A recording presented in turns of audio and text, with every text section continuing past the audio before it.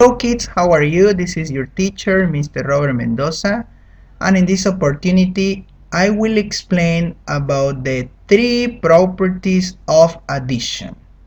When we talk about addition, we need to know that there are three properties: the commutative property of addition, the associative property of addition, and the identity property of addition.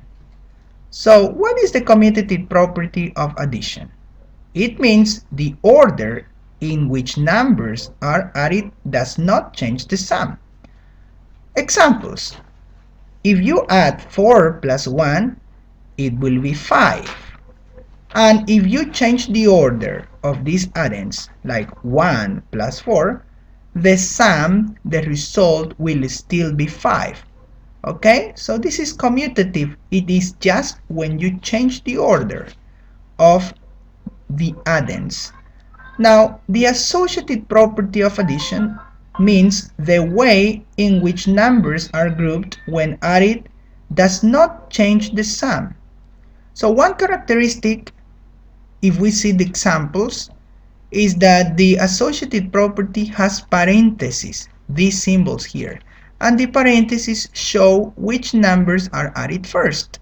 That's why we call it the associative, because we associate addends inside a parenthesis. For example, look, 5 plus 2 plus 3.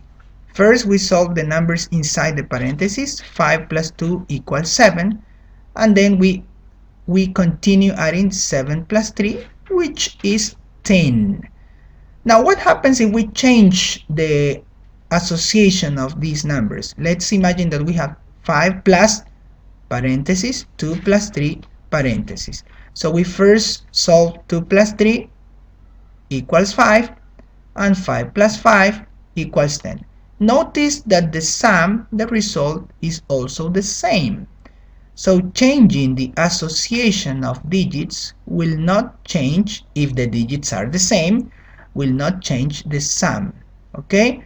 And finally, we have the identity property of addition, which is the sum of any number and 0 is the number. For example, if you add 8 plus 0, the result will be the same.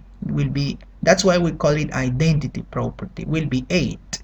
And if you add 0 plus 8, the sum will still be 8.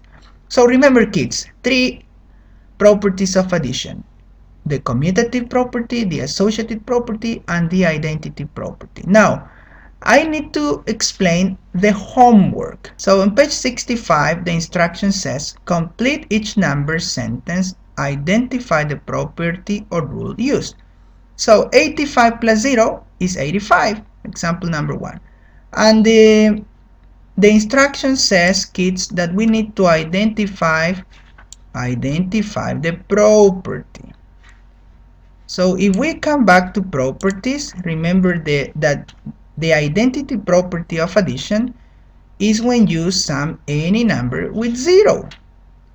So here we write identity property, because look, 85 plus 0 is 85, and this is the identity property when you sum a number with 0. So you do the same in the others. You solve the addition and you tell if that property is commutative, associative, or identity. Okay, that's page 65. Let's see an example of 71. I will do only one example of each page and you will do the rest on your own. Okay, so here it says, write each number 100 less than 877. Remember kids that when you see the word less, it means you make a subtraction. Less is menos. Subtract. Okay? So I do a subtraction here. Look. 877 minus 100. Because this number ends in 0, I will just write 8 minus 1, which is 7. Okay? And then, because this is the identity property, I will write just the 7. I will copy the 7, because we know that 7 minus 0 will be 7. So the sum of this is 7. The subtraction of this number is 777. Okay, now look at the example number 2. It says 10,000 more than 6,310. So this is easy. I will just give you a key element. You need to look at the thousands. Look, 10,000, and you look at this 6,000. If you add, because this number is 0, 0, 0, and we are going to use the identity property, you only add, and it says more. Remember, more means addition. Yes, it means mass. So if you add the thousands, 10,000 plus 6,000 is 16,000. Alright, it's easy. Look, I'm using the identity property. And then because these are zeros, you copy the same number. So the sum will be 16,310. So easy when you apply the properties of addition. You do the rest. Okay, I gave you 2 examples in this page. Let's go now to page 77. Okay, here, okay, let me see. Yeah, here it says make a 10, 100 or 1000 to mentally add.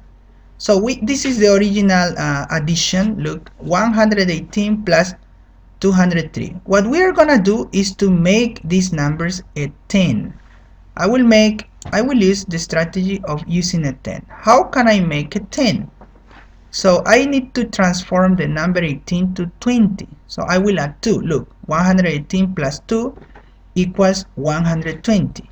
These 2 that I added here, I will subtract it to the other number. 203 minus 2 equals 201. And then I will use that to make my mental addition. Okay, we are practicing with this strategy, mental addition. So 120 plus 201, look, if I add 200 plus 100, that is 300. And then I will add 20 plus 1, 21. Final result, 321. So this strategy is making a 10. Look, I make a 10 here by adding 2, and I need to subtract the same number in the other addend, and then I can easily add. So you apply this strategy in the other exercises, and that's it, kids. Okay, remember, you will need to do 3 pages: 65, 71 and 77. Okay, and remember that you will need to send photos of this homework. Okay, so goodbye. We will continue practicing in class. Bye bye.